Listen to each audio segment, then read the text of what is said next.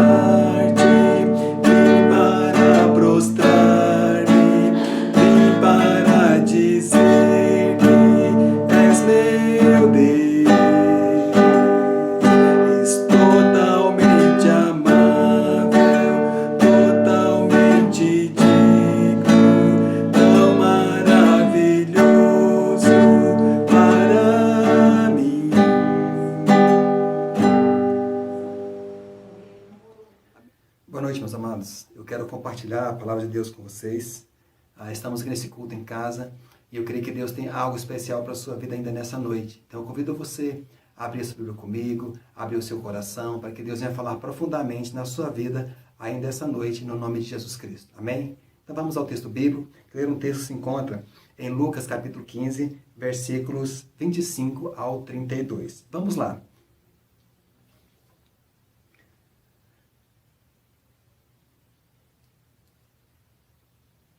O texto, então, diz assim: Ora, o filho mais velho estivera no campo, e quando voltava, ao aproximar-se da casa, ouviu a música e as danças.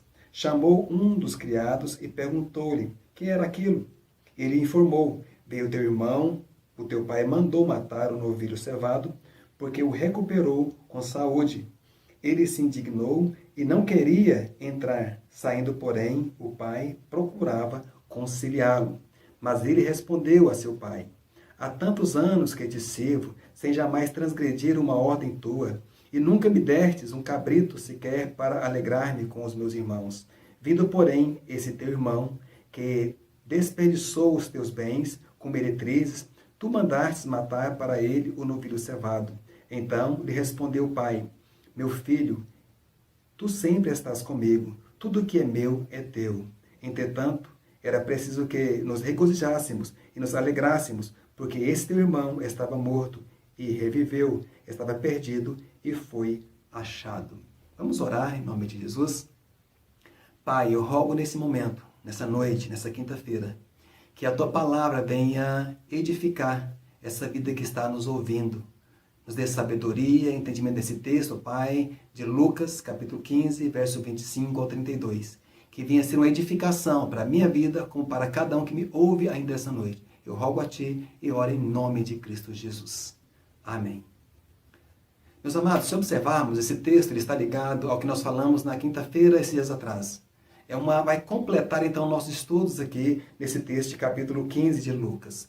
Esse texto ele retrata então o filho que ficou em casa. Só relembrando a história, vamos observar então que anteriormente havia um filho que chamou o pai, conversou com o pai, pediu a sua herança antecipada, e então o seu pai passou a herança para esse filho. E esse filho então, ele saiu de casa, certamente foi para um outro país, para outro lugar, e lá ele gastou o seu dinheiro, diz a Bíblia, dissolutamente. Certamente com prostituição, certamente com bebedice, talvez com jogos de azar.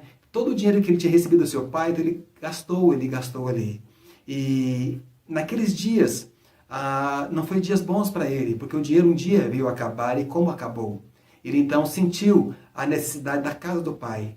Nós já vimos isso anteriormente. E de repente ele teve que se alimentar, queria alimentar dos alimentos que os porcos comiam e mesmo assim não podia. E lembrou da casa do seu pai. Lembrou que o seu pai cuidava dos servos com cuidado, com exatidão, com bênção, da melhor forma possível. E disse: Olha, eu vou voltar para a casa do meu pai.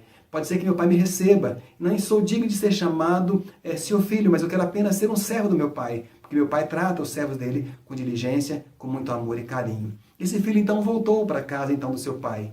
Logo quando esse filho chegou em casa, seu pai já o avistou de longe. E o texto fala ali, que nós vimos anteriormente, que o seu pai o recebeu com um beijo, com abraços. Tá? Colocou uma túnica sobre ele. Colocou então sandálias sobre os seus pés. E ainda mais, colocou o anel em seus dedos. Nós aprendemos ali que a capa representa a proteção que Deus dá a cada um de nós. Assim como Deus quer, então, pôr a capa sobre você. Deus quer proteger a sua vida, proteger você. Assim como Deus também quer colocar sandália nos seus pés, para que você venha andar não segundo a sua vontade, mas segundo a vontade de Deus. É isso que Deus quer na sua vida. Aprendemos também que a confiança é restabelecida. A ideia de colocar o anel no dedo daquele filho que voltou significava que o filho teria a autoridade da família novamente.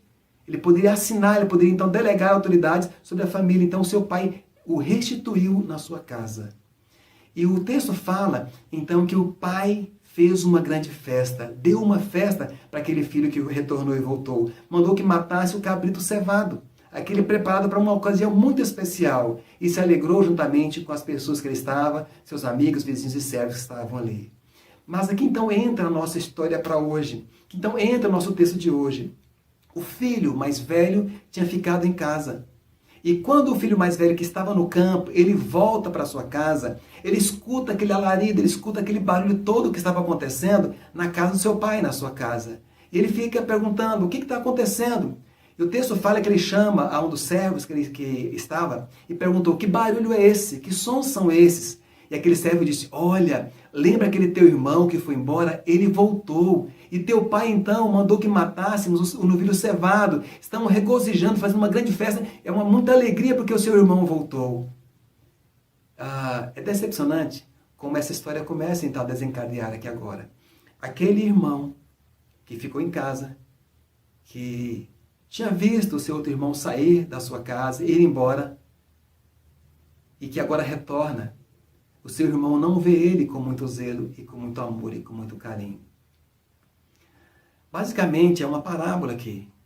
E essa parábola, Jesus estava querendo falar a algumas pessoas, em especiais aos escribas, aos fariseus que estavam, que davam atenção a algumas coisas e esqueciam as outras, que não amava a Deus como deveria amar, que pulava outro mandamento, que também era amar o próximo como a si mesmo. E esse texto não vai falar exatamente para esse jovem que ficou em casa, esse filho que ficou em casa. E pode falar também para você. É um ensinamento grandioso para nossas vidas nos dias de hoje. Então a festa estava acontecendo, o filho não quis entrar, aquele filho que ficou, não quis entrar na casa. Então o seu pai percebe isso, é chegada a notícia desse seu pai, e o seu pai então vai até onde ele está, lá fora. E eles começam a se indagar, começam a conversar. Interessante que aquele filho que ficou, ele nem mesmo estava respeitando a decisão do seu próprio pai. Ele não estava amando o seu pai como deveria amar. Ele estava amando o seu irmão que tinha voltado para casa. E o texto fala algumas coisas que eu quero compartilhar com você. O texto fala assim, os versículos, versículo 29. Depois de conversar então com os servos, então, vou ler o 28 para ficar mais fácil. Ele se indignou e não queria entrar. Saindo, porém, o pai procurava conciliá-lo. O verso 29 diz assim: mas ele respondeu a seu pai: há tantos anos que te sirvo, sem jamais transgredir uma ordem tua, e nunca me destes um cabrito sequer para alegrar-me com os meus amigos. Vindo, porém, esse teu filho, que desperdiçou os teus bens com meretrizes, tu mandaste matar para ele o novilho cevado. Dá a entender aqui que aquele jovem, aquele que ficou, ele fazia algumas comparações. Primeiro, ele não estava aceitando o seu irmão como irmão. E disse, olha, o teu filho.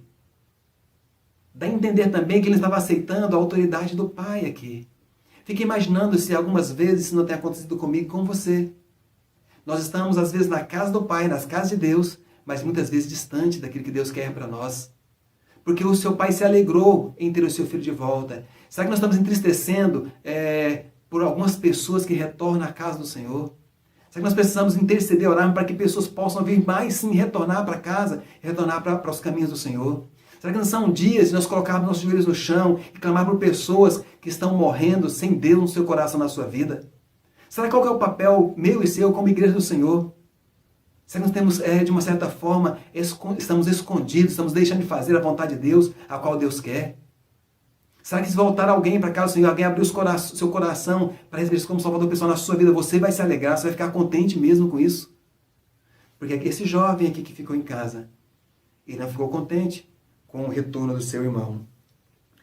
Então eu posso observar que aquele rapaz, havia um ódio no seu coração.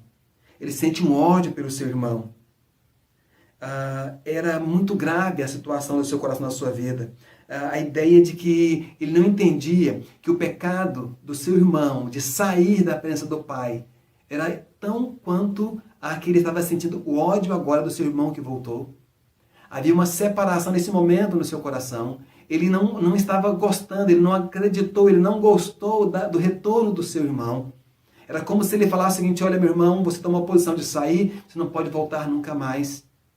Enquanto o seu pai se alegrava, aquele irmão se tornou um ódio no seu coração, na sua vida.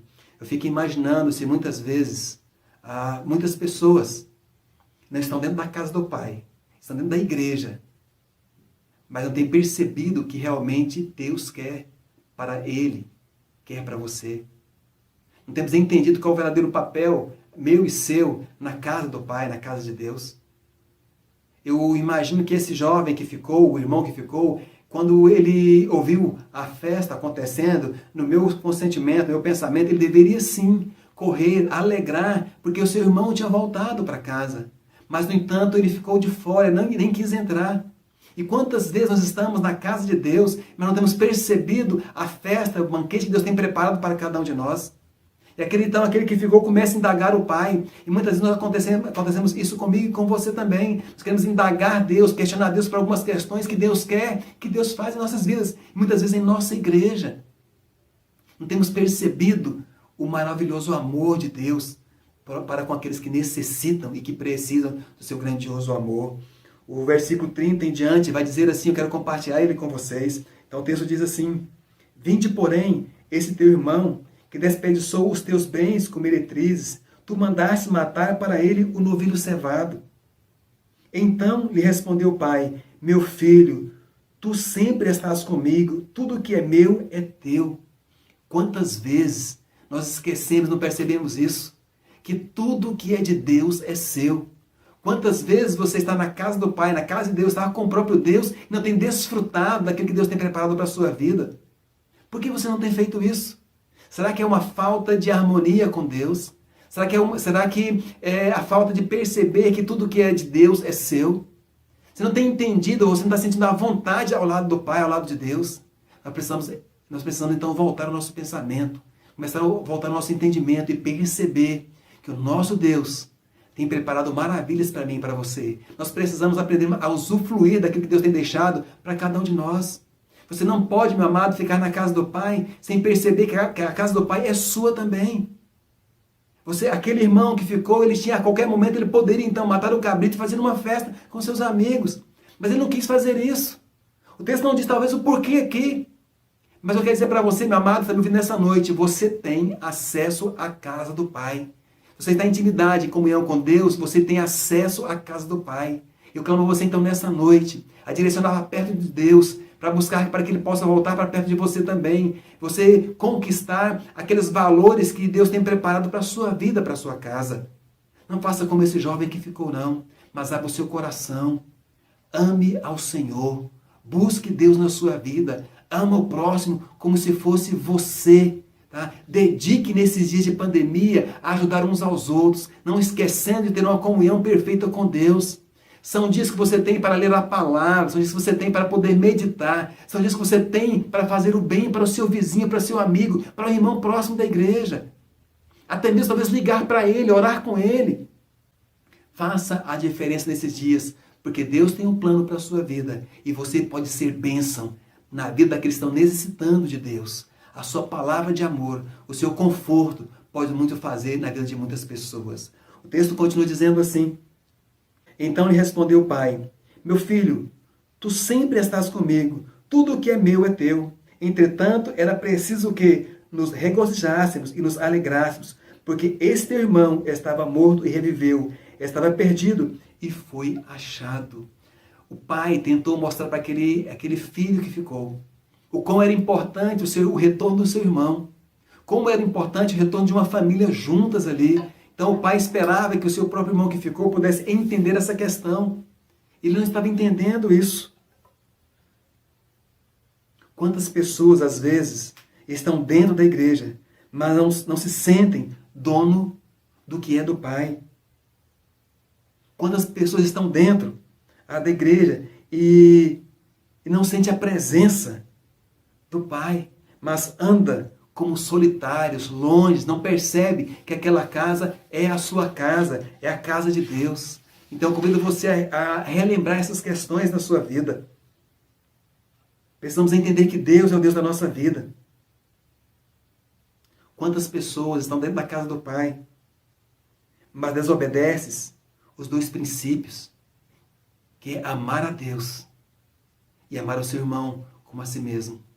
Amar a Deus acima de todas as coisas, colocar Deus em primeiro lugar e cuidar do próximo ali também.